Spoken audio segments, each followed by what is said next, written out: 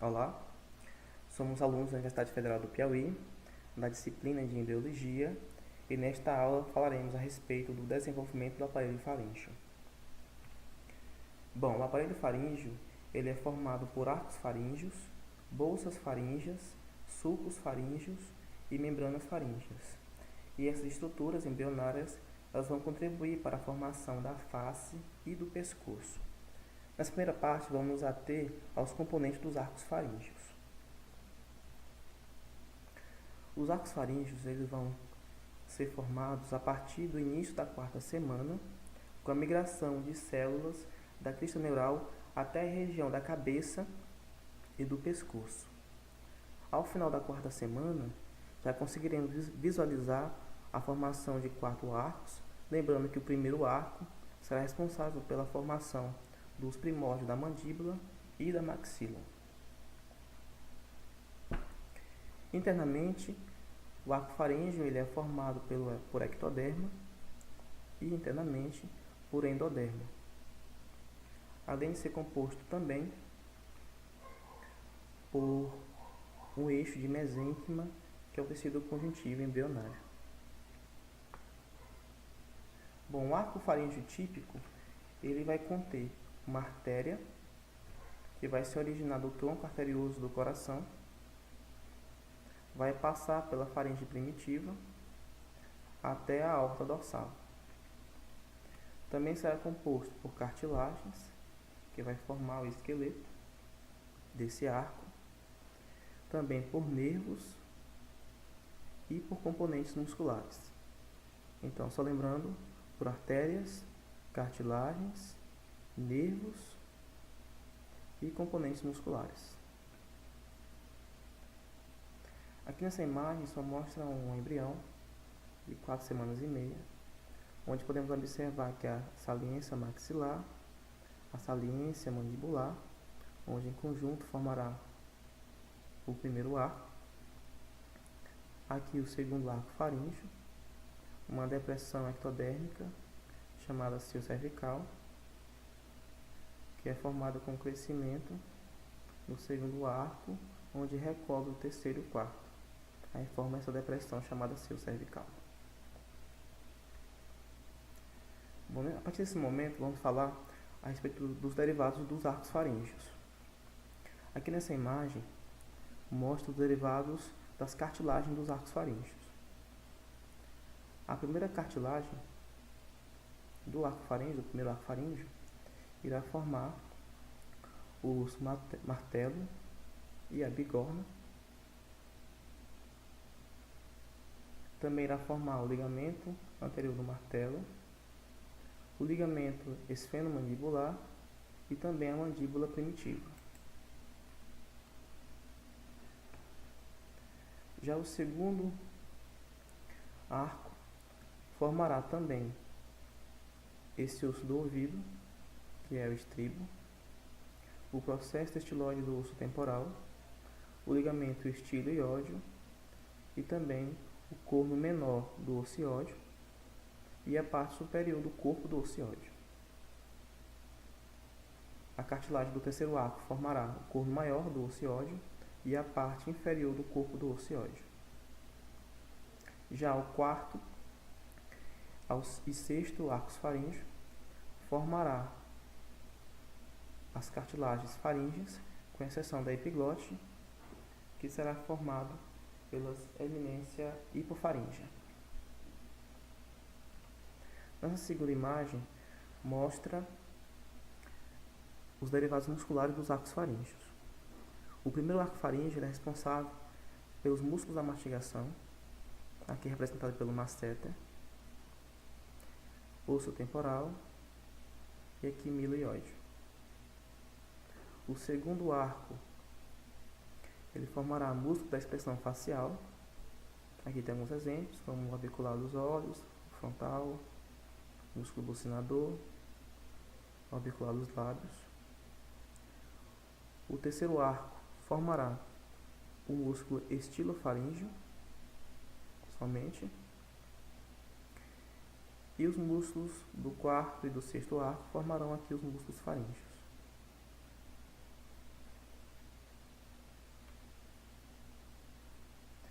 Bom, cada arco ele é suprido pelo seu próprio nervo craniano. A pele vai ser suprida pelo nervo trigêmeo, onde somente a divisão maxilar e a divisão mandibular ela é responsável por suprir os derivados do primeiro arco. Aqui o segundo arco ele é suprido pelo nervo facial, o terceiro arco ele é suprido pelo nervo glossofaríngeo e do quarto ao sexto ele é suprido pelo nervo vago. Vale lembrar que o quarto arco ele vai ser suprido pelo ramo laríngeo superior do nervo vago e pelo seu ramo laríngeo recorrente. Agora eu vou falar sobre bolsas, sulcos e membranas faríngeas. Primeiramente, vou falar sobre as bolsas. O endoderma da faringe reveste as superfícies internas dos arcos e estende-se para divertículos semelhantes a balões, as bolsas faríngeas. Os pares de bolsas se desenvolvem numa sequência cefalocaudal entre os arcos. O primeiro par de bolsas, por exemplo, fica entre o primeiro e o segundo arcos faríngeos. Há 4 pares bem definidos de bolsas faríngeas, enquanto o quinto par é ausente ou rudimentar. Agora vamos falar sobre os sulcos. Durante a quarta e quinta semanas, as regiões da cabeça e do pescoço do embrião humano apresentam 4 sulcos faríngeos a cada lado.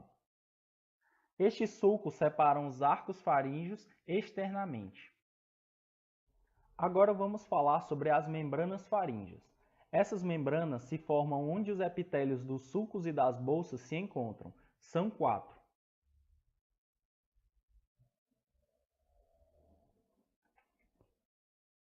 Por fim, vamos falar sobre os derivados de cada estrutura.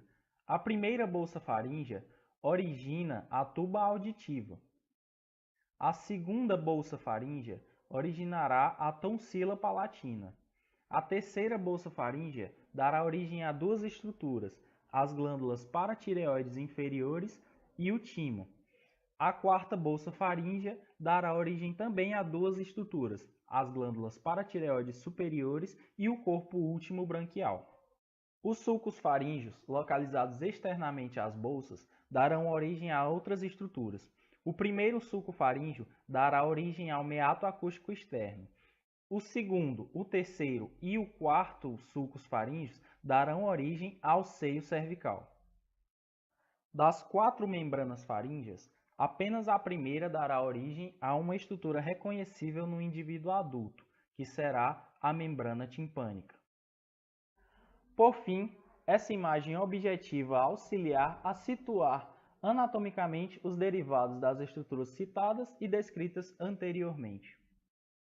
Agora sobre o desenvolvimento da glândula tireoide, ela é a primeira glândula endócrina a se desenvolver no embrião e ela começa a formar-se a partir do 24º dia, por meio de um espessamento na região do mediano do assoalho da faringe, como a gente pode ver aqui, que vai formar a tireoide primitiva. E essa glândula tireoide primitiva ela vai estar ligada à língua primitiva a partir do ducto tireoglosso. Aqui, como a gente pode ver ilustrando na imagem. Então, essa glândula endócrina primitiva ela vai estar ligada à língua por meio desse ducto. E já a partir da 7ª semana, a tireoide assume a sua posição final do pescoço. E é importante ressaltar que a abertura proximal do ducto tireogrosso ela pode persistir, como uma imagem que eu vou mostrar agora após essa apresentação, e ela vai ser um resquício do embrionário do ducto tireogrosso que a gente conhece como forame cego na região dorsal da língua. Então, continuando essa parte aqui da demonstração nas imagens da glândula tireoide em desenvolvimento, né, a gente pode ver aqui a região do forame cego, que vai fazer essa conexão entre a tireoide primitiva e a língua primitiva. E também a gente pode ver já propriamente dita glândula tireoide em desenvolvimento nessa região que vai ocupar mais tarde a região anterior do pescoço. E aqui, novamente mostrando o forame cego. O forame cego na língua ele vai ser um resquício do canal tireoglosso durante o desenvolvimento embrionário que vai persistir, como eu já disse, na região dorsal da língua. E aqui a imagem que eu falei que ia mostrar, em algumas pessoas esse forame esse canal do ducto tireogrosso, na verdade, ele vai persistir. E aqui está mostrando uma imagem de radiografia em que esse canal persiste. Então, agora, quanto à histogênese da glândula tireoide, a gente pode perceber que aquela pequena massa que formava a glândula primitiva, ela vai ser invadida pelo mesênquima, e essa invasão vai dar lugar ao surgimento de pequenos capilares nessa região, e posteriormente vai dar lugar também à formação dos folículos e do colóide, que vai armazenar os produtos que serão secretados pelos folículos, que nesse caso são os hormônios da tireoide, T3 e T4, triiodotironina e tetraiodotironina. E esse colóide ele vai ser constituído a partir da proteína tiroglobulina, que ela vai ser jogada na corrente sanguínea a partir das necessidades desses hormônios no metabolismo celular. Então, a glândula tireoide ela vai agir praticamente sobre todos os tecidos do corpo, aumentando o metabolismo para que assim o estado de equilíbrio, a homeostase do organismo seja estabelecida de acordo com as necessidades. Então, só mostrando aqui o folículo da tireoide, como eu já havia dito, aqui as células foliculares, aqui o colóide, e essas células foliculares elas vão produzir e secretar T3 e T4, que serão armazenados na forma de tireoglobulina, que posteriormente, de acordo com a necessidade do organismo, será jogado na corrente sanguínea. E aqui o folículo celular, como já disse, e os capilares. Por que essa região aqui é ricamente vascularizada? Por conta da necessidade desses hormônios estarem constantemente na corrente sanguínea, atuando sobre o metabolismo celular. Dando início ao desenvolvimento da língua, ao final da quarta semana, há o aparecimento da elevação triangular no assoalho da faringe primitivo, rostral fonomicélico. Na linha mediana, há o surgimento da tumefação lingual mediana, que indica o desenvolvimento da língua, como podemos ver nessa imagem. Lateral e rostral, a tumefação lingual mediana, o aparecimento das tumefações linguais laterais, pode ser visto na imagem, aqui e aqui. Todas as três tumefações são derivadas do primeiro arco faríngeo. Essa indicação dos arcos faríngeos será importante para distinguir acerca do músculo e da inervação do músculo. As três tumefações linguais laterais, as duas tumefações linguais laterais desenvolvem-se e sofrem fusão sobre a tumefação lingual mediana. Então, essas duas tumefações elas irão se desenvolver sobre a tumefação mediana, o que ocasionará dessa tumefação mediana, ela não será visível nos adultos. O desenvolvimento das tumefações laterais origina os dois terços anteriores da língua. Como pode se ver nessa imagem, os dois terços anteriores da língua são derivados das duas tumefações laterais. E a marca que mostra o ponto de encontro das duas tumefações laterais é o sulco mediano. E o sulco terminal separa os dois terços anteriores da língua do terço posterior da língua. O desenvolvimento da parte posterior da língua origina-se através de duas estruturas da parte posterior ao forame cego. Primeiro, a cópula, imediatamente posterior ao forame cego, e a eminência hipofaríngea. Pode-se observar nessa parte aqui. Ela desenvolve-se a partir do terceiro e do quarto arco faríngeo. A eminência hipofaríngea se desenvolve sobre a cópula e, desse modo, a parte posterior da língua se desenvolve a partir da eminência hipofaríngea. Então, essa parte aqui da eminência hipofaríngea, ela se desenvolve sobre a cópula.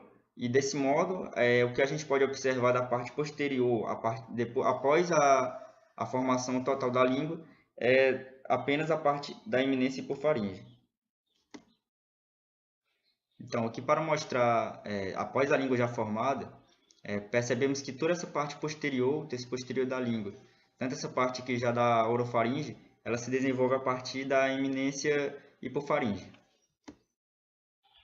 A musculatura da língua ela é desenvolvida a partir dos mioblastos, que migram do segundo ao quinto miótomo occipital. Então, aqui a gente pode observar nessa imagem que a partir desses miótomos, eles migram para a parte anterior, a parte rostral do embrião, para desenvolvimento da língua. Eles carregam consigo fibras do nervo hipoglosso que vão auxiliar, que vão ser responsáveis pela movimentação da língua, pelo controle dos músculos da língua. Desenvolvimento das papilhas e dos corpúsculos gustativos. aparecem ao final da 8ª semana. As papilas circunvaladas e foliáceas aparecem próximos aos âmbitos terminais do glossofaríngeo. Elas se concentram aqui mais posterior à língua. As papilas filiformes são sensíveis ao toque, aparecem da 10ª à 11ª semana. Elas ficam aqui mais anteriormente. E as papilas fungiformes aparecem próximas às terminações do nervo córteo do tímpano, e elas ficam mais anteriormente. Desenvolvimento dos corpúsculos gustativos. Aparecem da 11ª à 13ª semana. A interação indutiva das células epiteliais da língua com a invasão das células nervosas gustativas. O nervo córteo do tímpano, glossofaríngeo e vago formam a inervação sensorial deste segmento. Formam-se superfície dorsal da língua, arcos palatoglosso, palato, superfície posterior da epiglote e parede posterior da faringe. Nessa figura não dá para ver, mas a parte anterior da epiglote, parte posterior da epiglote pode-se observar aqui, e ela também é responsável por alguns estímulos derivados do nervo vago, principalmente. A inervação da língua. Os dois terços anteriores da língua são inervados, a parte sensitiva geral, ela é inervada pelo ramo mandibular do nervo trigêmeo. Então toda essa parte em azul aqui, ela é inervada, a parte sensitiva, pelo ramo do trigêmeo, pelo ramo mandibular. A inervação da parte gustativa, também nos dois terços anteriores, ela não é inervada pelo ramo do trigêmeo, mas sim pelo nervo facial, mais especificamente pelo nervo córteo do tímpano. Acontece que essa parte posterior da língua também ela contém as papilas circunvaladas, que são inervadas não pelo córteo do tímpano, mas pelo glossofaríngeo. A parte posterior, esse terço posterior da língua, ele é inervado principalmente tanto na parte geral, sensitiva geral, quanto na parte gustativa, ele é inervado pelo nervo glossofaríngeo. A parte superior da epiglote é inervada pelo ramo vago, como também a parte posterior. Toda a parte da musculatura é inervada pelo nervo hipoglosso, porém o músculo palatoglosso é inervado pelo ramo do nervo vago. O desenvolvimento das glândulas salivares. A primeira glândula, a glândula parótida, ela tem início de desenvolvimento na 6ª semana. Ela surge a partir de brotos de revestimento ectodérmico. O alongamento da mandíbula forma o ducto da parótida. Então, à medida que a mandíbula se alonga nessa direção, também esse ducto sofre alongamento e a parótida permanece no local onde ela está. A atividade secretora da glândula parótida tem início na 18ª semana. A segunda glândula, a glândula submandibular, ela tem brotos endodérmicos. Ela é lateral e posterior em relação à língua em desenvolvimento. E as atividades secretoras se iniciam na 16ª semana. Então, ela é lateral e posterior à língua que está aqui em desenvolvimento. A terceira glândula, a glândula sublingual, ela tem brotos epiteliais também endodérmicos. Formam de 10 a 12 ductos individuais. E o início da secreção, o início do desenvolvimento dela, melhor dizendo, é na 8ª semana. Bom, pessoal, dando continuidade ao assunto, abordaremos agora o desenvolvimento da face de forma bastante resumida, para entendermos como saímos do nosso estado embrionário, dessa forma, para essa forma, que é bastante semelhante ao girém, até chegarmos no ápice da beleza natural do homem, que eu gosto de chamar de eu. Para isso, entenderemos agora, através de imagens bastante simples, como acontece esse funcionamento.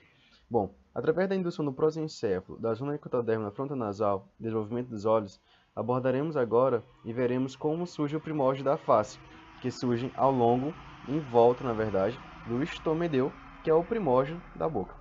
Podemos observar que esse primórdio da face é basicamente formado pela proeminência frontonasal, em verde, a proeminência maxilar, em amarelo, e a proeminência mandibular, em azul. A proeminência mandibular e a proeminência maxilar são oriundas do primeiro arco faríngeo. Tá ok? A proeminência frontonasal, essa de verde, ela forma depois as vesículas ópticas que formará os olhos.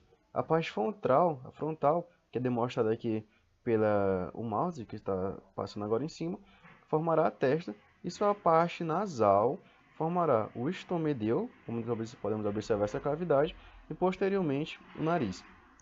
A proeminência maxilar, que são um par, na verdade, um em cada lado, forma os limites laterais do estomedeu, enquanto a proeminência mandibular, que é essa forma em azul que eu já havia mostrado anteriormente, formará os limites caudal do estomedeu. Tá ok? O desenvolvimento facial ele está entre a 4ª e 8ª semana do período embrionário. Então, é o momento que nossa atividade metabólica está bastante elevada para o desenvolvimento de nossas primeiras partes. É quando próximo do momento em que nosso coração foi formado e estruturas bastante importantes para o nosso organismo. O período embrionário, o feto, né, na verdade, esse ser humano, desenvolvimento, ele já tem uma aparência humana e quando chega no estágio fetal, começa a elaboração já das suas feições mais humanas, no caso, as suas proporções faciais tomam conta. A mandíbula inferior e o lábio inferior, suas primeiras partes se formam e sua fusão das extremidades mediais da proeminência mandibular acontece a formação das covinhas, nessa região aqui que nós podemos ver, quando acontece, no caso, a sua fusão incompleta. Então, a fusão incompleta da extremidade medial e da proeminência mandibular forma essas covinhas, tá ok? No final da quarta semana, há a formação dos placoides nasais, inferior e lateral, a proeminência lateral frontonasal, tá ok? Que esse placoide, localizado na fosseta nasal, formará o quê? Aquilo que nós podemos observar através do mouse aqui, a narina e a cavidade nasal, tá ok? As proeminências nasais laterais irão formar essas asas do nariz, tá bom? Então a proeminência medial forma aqui a narina, a cavidade nasal, e a proeminência lateral forma a asa do nariz. No final da quinta semana já começa a surgir os primórdios auriculares, que é o primórdio no caso da aurícula e do meado externo. Inicialmente, ele está localizado aqui na região do pescoço e com o desenvolvimento da mandíbula, ele sobe até ficar na altura dos olhos. No final da sexta semana, a proeminência maxilar se funde à proeminência nasal lateral e dá continuidade à asa do nariz, à bochecha. Por isso que nós temos aqui o nariz contínuo com a bochecha.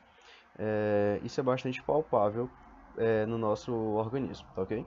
O ducto nasolacrimal, ele forma como se fosse um bastão no assoalho nasolacrimal. A extremidade superior do ducto, no caso o saco lacrimal, é evidente já após um nascimento, que está localizado aqui na região medial dos nossos olhos, tá ok?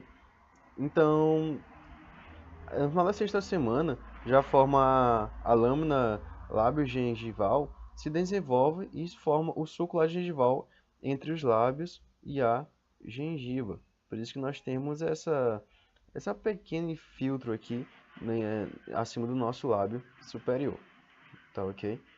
Na 14ª semana, o nariz e a mandíbula já estão completamente formados. Então, na 14ª semana, nós já estamos completamente na mandíbula, nosso nosso nariz já está formado. A cavidade cranial, ela expande bilateralmente, fazendo com que as órbitas elas venham para o lado da frente, então que elas venham anteriormente, medial anteriormente. Então elas estavam mais aqui na lateral e começam a se desenvolver mais para esse lado aqui da anterior do nosso crânio. O desenvolvimento facial necessita de todos os seguintes componentes. A proeminência nasal frontal, ela vai formar o quê? Forma a testa, forma o ápice do nariz. A proeminência nasal lateral forma as asas, no caso aqui dos lados do nariz. A proeminência nasal medial forma o septo nasal, que está aqui medialmente na região do nariz. O osso etimoide e a placa cribiforme, que está localizado mais anteriormente, que não é possível ver nessa imagem.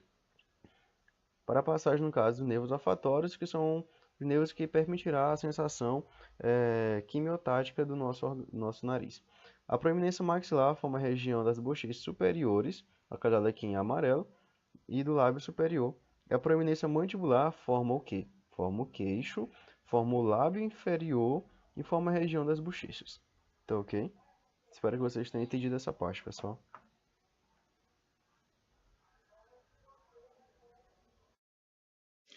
Desenvolvimento do palato. Bem, antes de dar a introdução, cabe ressaltar que o palato se desenvolve em dois estágios, o palato primário e o palato secundário. Bem, o processo que dá a formação de tais estruturas constitui-se como a palatogênese, que ela se inicia no final da quinta semana e, entretanto, ela não se conclui até o término da 12ª semana. E um estágio crítico na formação do palato constitui-se como o período que vai do final da sexta semana até o início da 9ª semana. Dando continuação aqui, vamos falar sobre o palato primário. O palato primário surge no início da sexta semana e ele começa a desenvolver inicialmente pelo segmento formado pela fusão das saliências mediais. Elas fundem-se umas com as outras e constituem a estrutura das saliências nasais mediais fundidas. Após isso, podemos observar o surgimento do processo palato nasal. E também vale ressaltar que as alianças nasais mediais fundidas é uma massa de mesênquima de forma de cunha entre as superfícies internas das alianças maxilares da maxila em desenvolvimento. E aqui na figura F, posteriormente já podemos observar o palato primário. Também vale ressaltar que o palato primário forma a parte pré-maxilar da maxila, que ela representa apenas uma pequena parte do palato duro no adulto, que se encontra anterior à fossa incisiva. Palato secundário. O palato secundário é o primor das partes do palato mole e do palato duro. O palato secundário se inicia a partir da sexta semana, a partir das projeções mesenquimais que se estendem à fase interna das saliências maxilares. Inicialmente, as estruturas do processo palatino laterais ou prateleias laterais se projetam inframedialmente a cada lado da mandíbula e a língua se desloca da sua raiz e, como resultado, assume uma posição inferior à boca. Durante a 7ª a 8ª semana, os processos palatinos laterais se alongam e ascendem para uma posição horizontal superior à língua, como podemos observar aqui na figura 9-37. Esta mudança de orientação ocorre por um processo fluente facilitado em parte pela liberação de ácido hialurônico pelo mesênquima dos processos palatinos. Como podemos observar aqui na figura, eu havia falado, podemos observar a ascensão dos processos palatinos laterais superiormente à língua. Gradativamente, desenvolve-se osso no palato primário, formando a parte pré-maxilar da maxila, que possui função de alojar os dentes incisivos. Concomitantemente, o osso avança a partir da maxila e do palato para os processos palatinos laterais ou prateleiras palatinas, para formar o palato duro, como podemos observar aqui na figura 9-37G, processos palatinos laterais fundidos, dando origem ao palato duro. Entretanto, vale ressaltar que as partes posteriores desse processo não são ossificadas. Elas se estendem posteriormente para além do septo nasal, fundindo-se para formar o palato mole e sua projeção cônica mole, constituída como a úvula, como podemos observar aqui na figura 9-37H. Temos também aqui a ráfia palatina, que é a estrutura que indica a fusão dos processos palatinos laterais. Dando continuidade, persiste no plano mediano do palato mole entre as partes pré-maxilar da maxila e o processo palatino da maxila, como podemos observar aqui, um pequeno canal nasopalatino que dá origem no palato duro adulto à fossa incisiva, como podemos observar aqui nessa imagem.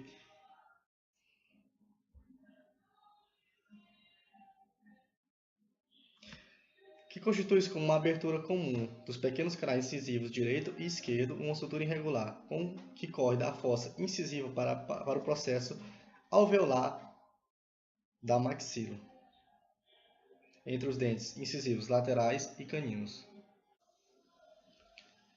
Lembrando também que a fossa incisiva ela é visível na região anterior do palato em pessoas jovens. Esta sutura indica o local de fusão do palato primário e do palato secundário embrionário.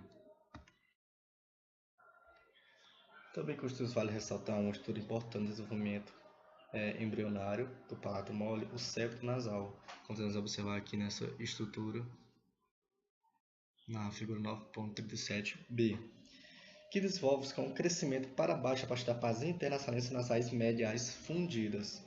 A fusão entre o septo nasal e o processo palatino começa pela parte anterior durante a 9ª semana e termina na parte posterior durante a 12ª semana, superior ao primórdio do palato duro. Também trazendo aqui um pouco para correlações anatomoclínicas, é válido ressaltar sobre as anomalias na fenda anterior e a anomalia na fenda posterior, constituídas como as fendas labiais e palatinas. Como podemos observar aqui na figura 9.9-40, na figura A podemos observar lábio-palato normais, sem nenhuma anomalia. Entretanto, na figura B já podemos observar a úvula fundida.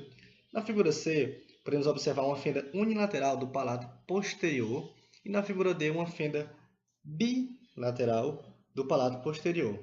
Na figura E podemos observar a fenda labial e dos processos alveolares da maxila. Na figura F já podemos observar uma fenda bilateral completa do lábio e dos processos alveolares da maxila com fenda bilateral do palato anterior. Na figura G podemos observar também uma fenda bilateral completa dos lábios e do processo alveolar da maxila, com uma fenda bilateral do palato anterior e a fenda unilateral do palato posterior. Na figura H, já nela podemos observar uma fenda bilateral completa dos lábios do processo alveolares da maxila, com a fenda bilateral completa do palato anterior e posterior. Aqui a fenda bilateral dos lábios, a fenda do palato bilateral do palato anterior e a fenda bilateral do palato posterior. Constitui-se como a mais grave dessas anomalias que podemos observar aqui nos casos clínicos. Bem, trataremos agora sobre o desenvolvimento do sistema respiratório. Os órgãos respiratórios inferiores começam a se originar na quarta semana do desenvolvimento embrionário. O primórdio desses órgãos é o sulco laringotraqueal, que seu revestimento endodérmico irá originar os epitélios e glândulas da laringe, traqueia, brônquios e epitélio pulmonar. Esse sulco está situado abaixo ou caudalmente ao quarto par de bolsas faríngeas, e o mesodermo esplâncnico que rodeia o intestino anterior irá originar o tecido conjuntivo, músculo liso e cartilagens desses órgãos. No final da quarta semana ocorre o desenvolvimento do divertículo laringotraqueal, que fica ventral à porção caudal do intestino anterior. Bem, voltando a falar sobre o desenvolvimento embrionário do sistema respiratório, o divertículo laringotraqueal, em sua porção caudal, irá se separar da faringe primitiva, mas continuará comunicando-se com ela pela abertura laringotraqueal. O divertículo laringotraqueal, em sua extremidade caudal, irá dar origem ao broto respiratório, que posteriormente dará origem aos brotos brônquicos primários. As pregas traqueoesofágicas longitudinais desenvolvem-se no divertículo laringotraqueal. Elas fundem-se e dão origem ao septo traqueoesofágico, que irá dividir a porção cranial do intestino anterior em tubo laringotraqueal e o primórdio da orofaringe e do esôfago. Em relação agora ao desenvolvimento da laringe. O epitélio da laringe tem origem a partir do endodermo do tubo laringotraqueal, enquanto o mesênquima do tubo laringotraqueal irá originar as eminências aritenoides. As eminências aritenoides passam a denominar o espaço entre elas de abertura laríngea, que antes era denominada glote primitiva. A epiglote origina-se a partir da parte, a epiglote daqui, origina-se a partir da parte caudal da eminência hipofaríngea, pela proliferação de células do terceiro e quarto arcos faríngeos. A parte rostral da eminência hipofaríngea irá originar o terço posterior da língua. Bem, agora em relação ao desenvolvimento da traqueia. Aqui vemos um corte do tubo laringotraqueal, aqui vemos o endodermo e o mesodermo esplâncnico. O endodermo irá crescer e diferenciar-se e a cavidade entre ele será conhecido como luz da traqueia. O mesodermo esplâncnico irá dar origem à cartilagem de desenvolvimento, ao mesênquima, e o mesênquima dará origem ao tecido conectivo e conjuntivo e o tecido muscular da traqueia, que é em formato músculo liso, enquanto o endodermo dá origem ao epitélio da traqueia e às glândulas traqueais. Vamos lá, galera. Dando continuação aqui no sistema respiratório, a gente vai dar uma olhada, agora uma revisada no desenvolvimento dos brônquios e dos pulmões. Bem, o broto respiratório que se desenvolveu na extremidade caudal do divertículo laringotraqueal durante a quarta semana se divide em duas bolsas, chamadas brotos brônquicos primários. Mais tarde, os brotos brônquicos secundários e terciários eles também vão se formar e vão crescer lateralmente em direção aos canais pericárdio-peritoneal, aqui como a gente pode observar. Os brotos brônquicos, junto com o mesodermo esplâncnico que desenvolve esse mesodermo aqui, eles vão se diferenciar em brônquios e em suas ramificações nos pulmões. Na quinta semana, a conexão entre os brônquios e a traqueia ela aumenta para formar o primórdio do que vai ser o brônquio principal. Já durante a sétima semana, os brônquios segmentares começam a formar-se. Quando isso ocorre, o mesênquima circundante ele também se divide. Ele também se divide e cada brônquio segmentar, juntamente com o seu mesênquima circundante, formarão os primórdios de um segmento broncopulmonar. Bem, após o nascimento, a gente vai ver 17 ordens de ramificações e os bronquíolos respiratórios se desenvolverão, sendo que após o nascimento são desenvolvidas mais 7 ordens. Com o desenvolvimento dos brônquios, que a gente já viu, o mesênquima esplânico que os envolve vai formar as placas de cartilagem, mas também a musculatura lisa e o tecido conjuntivo dos brônquios e capilares também vão se originar desse mesênquima que está aqui revestindo os brônquios. Assim, o desenvolvimento dos pulmões, eles adquirem uma camada de pleura visceral a partir desse mesênquima aqui que vai revestir toda a estrutura interna dos pulmões.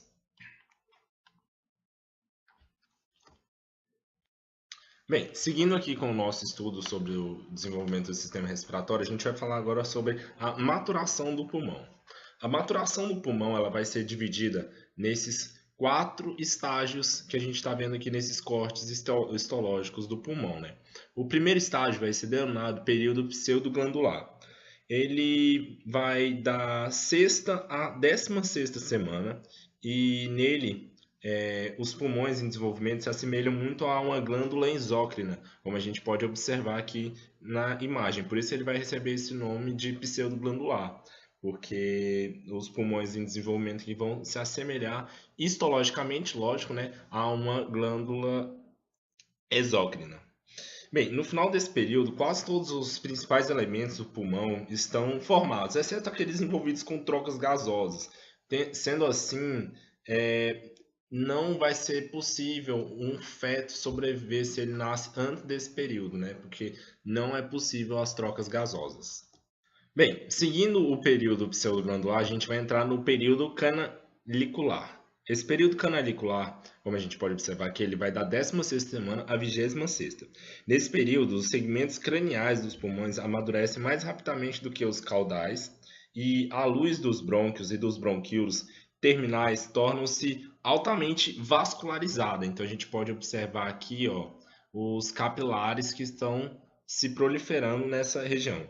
Com 24 semanas, cada bronquíolo terminal deu origem a 2 ou mais bronquíolos respiratórios, cada um dividido em 3 a 6 passagens tubulares, que vão ser os ductos alveolares.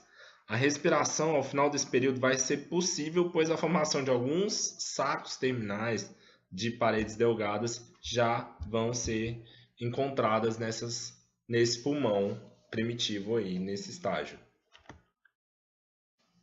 Seguindo o nosso terceiro período de maturação do pulmão, vai ser denominado período do saco terminal. Este período ele vai da 26ª semana até o nascimento e vai receber esse nome pois muito mais sacos terminais se desenvolvem e seus epitélios tornam-se mais delgados e os capilares começam a salientar-se dentro desses alvéolos.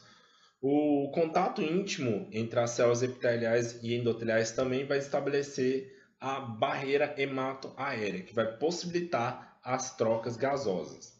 Os sacos terminais vão ser revestidos principalmente por células epiteliais pavimentosas de origem endotérmica, que se chamam pneumócitos tipo 1, por meio das quais as trocas gasosas elas vão acontecer. Então, esses pneumócitos eles possuem uma importância grande nesse desenvolvimento pulmonar, né?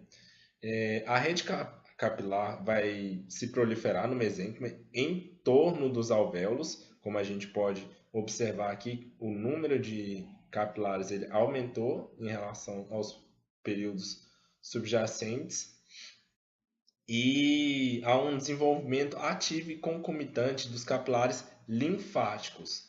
Há também a proliferação do pneumócito do tipo 2, que ao contrário do tipo 1, que vai ser responsável pelas trocas gasosas, né, ele secreta o surfactante pulmonar, que ele é responsável por formar um filme monomolecular sobre as paredes internas dos sacos alveolares. Para quê? Para reduzir a tensão superficial no contato a alvéolo. Então, esse pneumócito do tipo 2 ele vai ser muito importante na produção desse surfactante. Ok, finalizando o nosso período de maturação do pulmão, a gente está na quarta etapa, que vai ser o período alveolar. No início do período alveolar, cada bronquíolo respiratório termina em um aglomerado de sacos terminais de paredes delgadas, que são separados uns dos outros por tecido conjuntivo frouxo. Esses que irão formar os futuros ductos alveolares. A membrana alvéolo-capilar é suficientemente delgada para possibilitar as trocas gasosas, permitindo a troca autônoma, né? Então, o bebê, né, após o nascimento, ele vai conseguir respirar por causa dessa permeabilidade. Além disso, aproximadamente 95% das características dos alvéolos maduros, eles vão se desenvolver na vida pós-natal. Então é importante a gente salientar que esse período alveolar, ele começa da 32ª ou 36ª semana e vai até mais ou menos 8 anos, que é o período em que o pulmão pode estar desenvolvendo esses alvéolos maduros, né? Até os 8 anos de idade, mais ou menos. Após o nascimento, os alvéolos primitivos, eles se alargam-se, como os pulmões expandem-se. Assim, o desenvolvimento alveolar está completo com 3 anos de idade. Claro, como a gente já disse, ele pode adicionar mais até os 8 anos de idade. Então, revisando, a gente vai encontrar 3 fatores essenciais para o desenvolvimento normal do pulmão. Esses fatores vão ser o espaço torácico e o volume do líquido amniótico, eles devem ser adequados para o crescimento do pulmão. Além disso, os movimentos respiratórios fetais, que lá no feto eles vão acontecer, eles vão exercer uma força para causar aspiração do líquido amniótico pelos pulmões e devem ser presentes durante essa vida uterina.